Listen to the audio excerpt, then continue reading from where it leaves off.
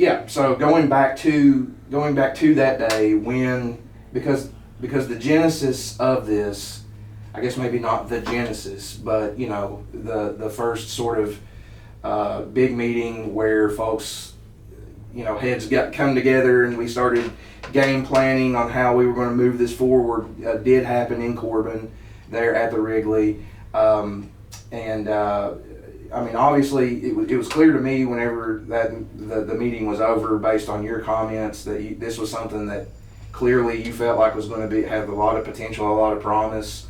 And then obviously we did see SB1 come together, and it did get signed into law. So I mean, where are we at with it right now, and what's the next steps, I guess? Well, as you talk about that day in Corbin, there was probably 18 or 20 people there, and representatives from Eastern and KCTCS, because you don't understand the need for a workforce. The promotion, the coordination, the development, and you don't realize that, look, as Philip Wheeler said, there was a movie shot, the ghost of the Big Sandy. You know, Matthew down there filming in Susie's house, in the mayor's house for 12 days, and him getting an FX contract. The movie about the young man that played Corbin football. You know, this is statewide, and then you create iconic venues like Rocky running up the steps that people come to because they've seen it. So right now it has passed.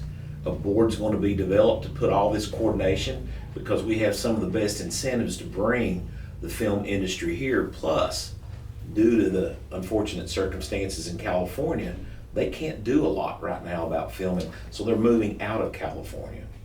Yeah, and I know one of the big things about this is it's not just like a film project or a movie or it is really an industry. That's what we're talking about. So this goes into economic development territory in terms of establishing a sustained industry where these studios can be established in the Commonwealth and hire full-time employees, if you want to speak to that.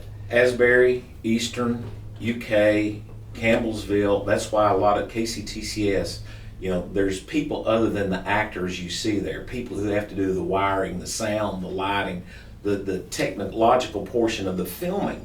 And so a lot of people don't realize how many other jobs come there, even people who are in the construction business.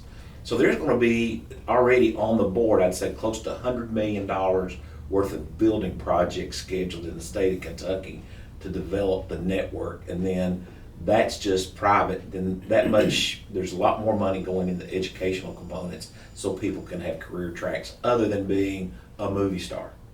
Right. Definitely something that a lot of folks are excited for. So.